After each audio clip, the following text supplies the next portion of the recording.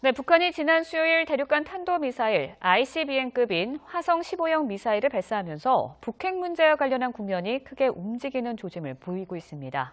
우리 외교에 면밀한 대응 전략이 필요하다는 분석이 나오고 있는데요. 왕선택 통일외교 전문기자와 함께 자세한 이야기 나눠보도록 하겠습니다. 안녕하세요. 안녕하세요. 네, 북한이 화성 15형 미사일을 발사한 게 지난 수요일이었습니다. 이제 나흘이 지났는데 그렇습니다. 우리나라와 미국 대체로 이 미사일에 대해서 완벽한 평을 내놨다 이렇게 봐도 되는 거겠죠? 아직까지 좀 더 추가적인 정보가 필요한 건 있습니다. 이제 재진입 부분에 대해서 이제 그게 어느 정도 됐는지, 그다음에 탑재 중량 또 탑재 부분 기술이 확 안전한지 안 한지, 안정적인지 아닌지 이 부분에 대해서는 아직까지 정보가 나온 건 없는데 기본적으로 이제 사거리와 관련해서 기타 이제 이동 문제, 비행 문제에 대한 기술에 대해서는 어느 정도 정리가 됐습니다. 그래서 이 미사일이 분명히 북한에서 쏘면 미국 본토 전체까지 다 도달할 수 있는 위력을 가진 그런 능력을 가진 미사일 그런 게 맞다라고 하는 것은 공감대가 이루어졌습니다. 그런데 이제 금방 말씀드린 두 번째, 세 번째 요인 재진입이 됐냐 안 됐냐 또 핵탄두 탑재 기술이 증명이 됐냐 안 됐냐 이 부분에 대해서는 이제 유보적인 건데 이에 대해서 이제 미국 쪽에서는 사거리가 이제 확보가 됐기 때문에 이 정도 되면 뭐 더 이상 뭐 유보할 필요 없이 ICBM이다 이렇게 부르기로 하는 그런 분위기가 있고 물론 이제 2번, 3번 요소가 아직 확인이 안 된 거는 그쪽도 다 인정하고 있고요. 우리 쪽에서는 2번, 3번 요소가 아직 확인이 안 됐으니까 ICBM이라고 부르기보다는 ICBM급이라는 이제 말을 붙여서 약간 분류를 하고 있는데 아무래도 미국하고 한국하고 전략적 환경이 좀 다릅니다. 그래서 우리 입장에서는 이제 북한하고 그동안 수십 년 동안 관계를 맺어오면서 북한이 특히 군사 문제에 대해서 기만 또 교란 또 우리 나름대로 또 심리전 이런 것들을 고려해서 유보적인 태도를 보이고 있는데 이것은 어떻게 보면은 굉장히 자연스러운 차이라고 봐야 되겠습니다. 네, 뭐 정리를 해보면 미국 본토를 타격할 수 있는 미사일이다라는 데는 동의를 하는데 뭐 재진입이나 탄도 탑재 중량에 대해서는 좀 이견을 보이고 있다 이렇게 보이는데요. 이견이 아니고요. 확인이 안 됐다. 아직 확인이 안 됐다. 확인이 안 된 거는 동의를 합니다. 동의를 한데 그럼에도 불구하고 13,000km를 날아가는 거는 틀림이 없다라고 하는 부분에서는 또 동의를 하고 그거를 ICBM이라고 부를 거냐 ICBM급이라고 부를 거냐 요거에 대해서는 미국과 우리의 전략적 환경이 다르기 때문에 이제 우리 다르게 말한다는 것이죠. 네, 알겠습니다. 그런데 이런 상황에서 북한은 우리는 핵 무력을 완성했다라고 자축을 하고 또 경축을 하고 있어요. 그게 좀 특이한 부분입니다. 굉장히 분명히 재진입 문제라든가 핵탄두 탑재 문제가 확인이 안 됐고 과시를 못하고 있어요. 사실 미국의 이 미사일 전문가들도 한 1년, 2년 더 지나야 된다라고 하는 그동안 평을 내놨다가 이번에 화성 15형 발사로 해서 그것을 앞당겼지만 여전히 한 번이나 두 번 이상의 실험이 더 필요하다고 얘기하고 있거든요. 그런데도 불구하고 북한 스스로 이제 완성이 됐다라고 얘기하고 있습니다. 이것은 그 뒤에 북한이 하고 있는 행동을 보면 의도를 충분히 해석할 수 있는 부분이 있습니다. 북한이 어제도 그렇고 전에도 그렇고 계속해서 핵과 경제 병진 노선의 대승리다라고 주장하고 있습니다.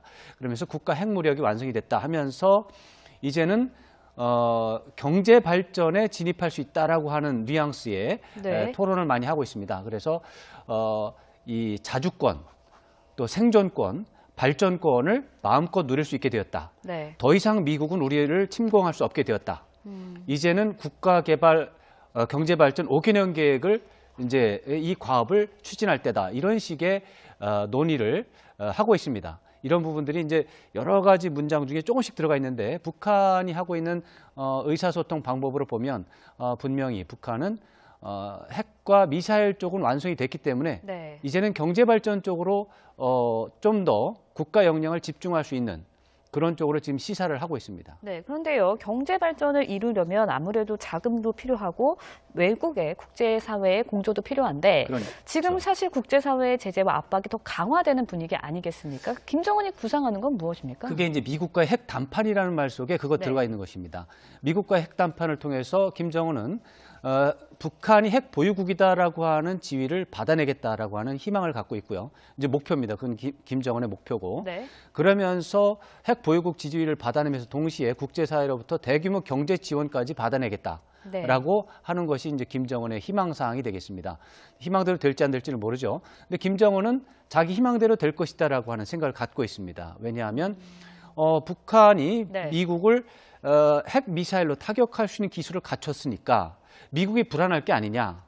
미국이 불안해하면 북한에 와서 서로가 서로를 타격하지 않는 협상을 하자라고 미국이 분명히 협상을 제안할 거다라고 하는 생각을 계산을 하고 있고 네.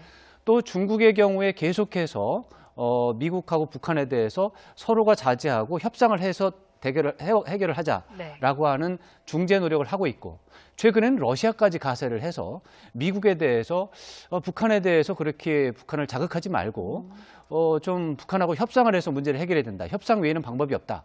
이렇게 하고 있기 때문에 김정은 입장에서는 국제 정세가 좀 도움이 된다라고 판단할 여지가 있습니다. 네. 그리고 핵담판이 설사 되지 않는다 하더라도 김정은 입장에서 지금보다 더 나빠질 게 별로 없습니다. 지금 뭐 제재가 상당히 오랫동안 지속이 됐기 때문에 지금보다 더 나빠질 게 없어서 김정은 입장에서는 뭐 앞으로 1, 2년 이상 이런 상태를 버티면서 계속해서 핵 담판을 추진하는 그런 전략이 유리하다 이렇게 판단한 것 같습니다. 네, 뭐 김정은의 생각은 그렇지만 미국 도널드 트럼프 대통령의 발언이나 그렇죠. 행보를 보면 그렇지 않습니다.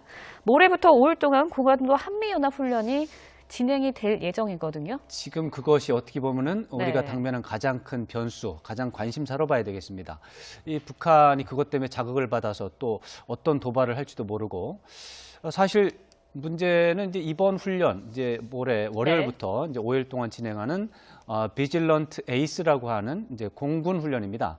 공군 훈련이고 이제 한미 양국의 공군기들이 250대나 참여를 합니다. 네. 그 중에는 특히 이제 미국의 F-22 랩터라고 하는 전투기가 들어가 있는데 이 전투기는 엄청나게 강해서 세계 최강이라고 합니다. 인류 역사상 최강이라고 하는 거고요. 네. 얼마나 대단하냐면은 기존의 미국 전투기들과 모의 시합을 했는데 네. 140대하고 싸워서 다 이깁니다. 아, 네.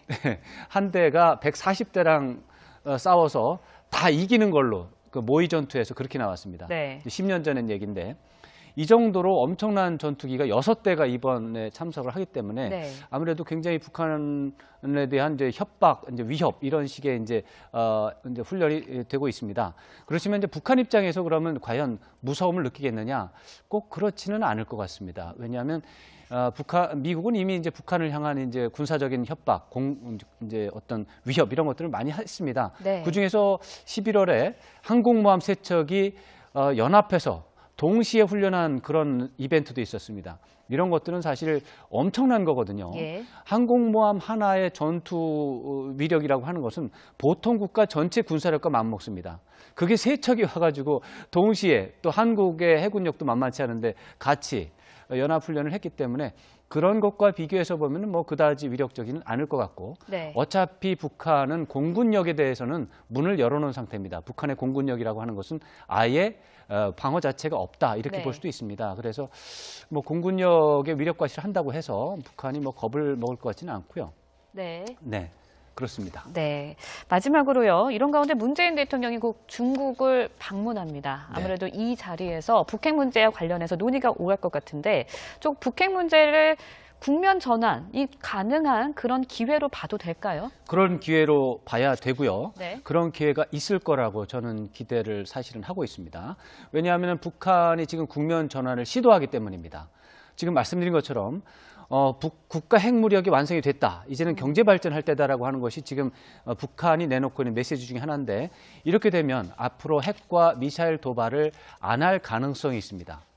북한이 핵과 미사일 도발을 하지 않는다면 군사적인 긴장 문제가 조금 더 완화될 가능성이 있습니다. 그렇게 되면은 외교가 움직일 수 있는 공간이 좀 더 커지거든요. 네. 그럴 때 한국과 중국의 최고 지도자가 협상을 해서 그런 협상을 할 수 있는 분위기, 협상을 할 수 있는 프로그램을 제공을 한다면 북한과 미국이 조금 더 적극적으로 나올 가능성도 있기 때문에 지금 상황이 좀 더 어떻게 보면 협상할 수 있는 분위기에 좀 더 가까이 가 있고 한국과 중국이 그것을 중재를 해야만 하는 그런 입장이 있기 때문에 한중 정상들이 모여서 그런 걸 하면 좋겠는데 네.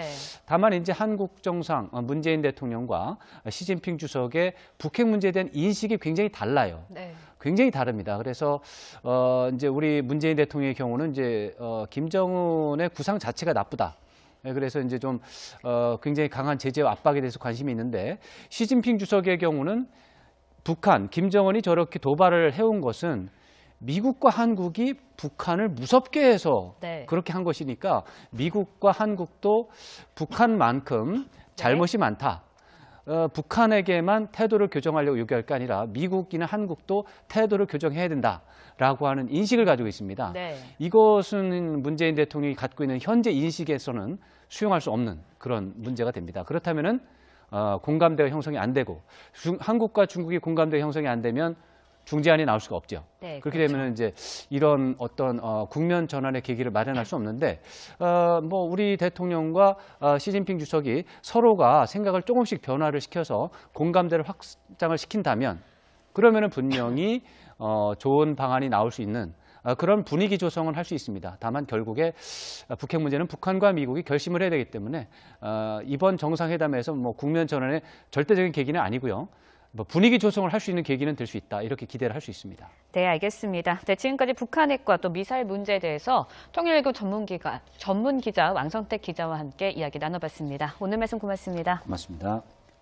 아직 확인이 안 됐으니까 ICBM이라고 부르기보다는 ICBM급이라는 이제 말을 붙여서 약간 분류를 하고 있는데 아무래도 미국하고 한국하고 전략적 환경이 좀 다릅니다. 네. 그래서 우리 입장에서는 이제 북한하고 그동안 수십 년 동안 관계를 맺어오면서 북한이 특히 군사 문제에 대해서 기만 또 교란 또 우리 나름대로 또 심리전 이런 것들을 고려해서 유보적인 태도를 보이고 있는데 이것은 어떻게 보면은 굉장히 자연스러운 차이라고 봐야 되겠습니다. 네, 뭐 정리를 해보면 미국 본토를 타격할 수 있는 미사일이다라는 데는 동의를 하는데 뭐 재진입이나 탄도 탑재 중량에 대해서는 좀 이견을 보이고 있다 이렇게 보이는데요. 이견이 아니고요. 네네. 확인이 안 됐다. 아직 확인이 안 됐다. 확인이 안 된 거는 동의를 합니다. 네. 동의를 한데 그럼에도 불구하고 13,000km를 날아가는 거는 틀림이 없다라고 하는 부분에서는 또 동의를 하고. 네, 북한이 지난 수요일 대륙간 탄도미사일 ICBM급인 화성 15형 미사일을 발사하면서 북핵 문제와 관련한 국면이 크게 움직이는 조짐을 보이고 있습니다. 우리 외교에 면밀한 대응 전략이 필요하다는 분석이 나오고 있는데요. 왕선택 통일외교 전문기자와 함께 자세한 이야기 나눠보도록 하겠습니다. 안녕하세요. 안녕하세요.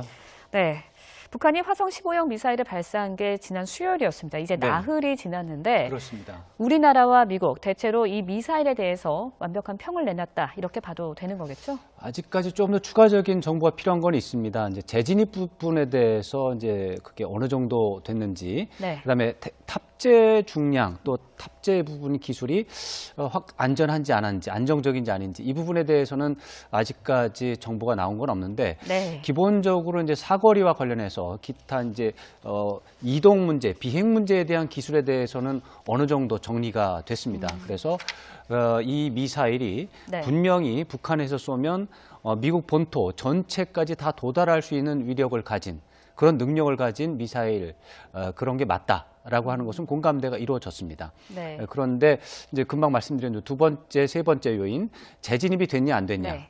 또 핵탄두 탑재 기술이 증명이 됐냐 안 됐냐 이 부분에 대해서는 이제 유보적인 건데 이에 대해서 이제 미국 쪽에서는 사거리가 이제 확보가 됐기 때문에 이 정도 되면 뭐 더 이상 뭐 유보할 필요 없이 ICBM이다 이렇게 네. 부르기로 하는 그런 분위기가 있고 물론 이제 2번, 3번 요소가 아직 확인이 안 된 거는 그쪽도 다 인정하고 있고요. 예. 근데 우리 쪽에서는 2번, 3번 요소 네. 그거를 ICBM이라고 부를 거냐 ICBM급이라고 부를 거냐 요거에 대해서는 미국과 우리의 전략적 환경이 다르기 때문에 네. 이제 다르게 말한다는 것이죠. 네, 알겠습니다. 그런데 이런 상황에서 북한은 우리는 핵 무력을 완성했다라고 네. 자축을 하고 또 경축을 하고 있어요. 그게 좀 특이한 부분입니다. 굉장히 분명히 재진입 문제라든가 핵탄두 탑재 문제가 확인이 안 됐고 과시를 못하고 있어요. 네. 사실 미국의 이 미사일 전문가들도 한 1년, 2년 더 지나야 된다라고 하는 그동안 평을 내놨다가 이번에 화성 15형 발사를 위해서 그것을 앞당겼지만 여전히 한 번이나 두 번 이상의 실험이 더 필요하다고 얘기하고 있거든요. 그런데도 불구하고 북한 스스로 이제 완성이 됐다라고 네. 얘기하고 있습니다. 이것은 그 뒤에 북한이 하고 있는 행동을 보면 의도를 충분히 해석할 수 있는 부분이 있습니다. 북한이 어제도 그렇고 전에도 그렇고 계속해서 핵과 경제 병진 노선의 대승리다라고 네. 주장하고 있습니다. 그러면서 국가 핵무력이 완성이 됐다 하면서 이제는 경제 발전에 진입할 수 있다라고 하는 뉘앙스의 네. 토론을 많이 하고 있습니다. 그래서 이 자주권, 또 생존권, 발전권을 마음껏 누릴 수 있게 되었다. 네. 더 이상 미국은 우리를 침공할 수 없게 되었다.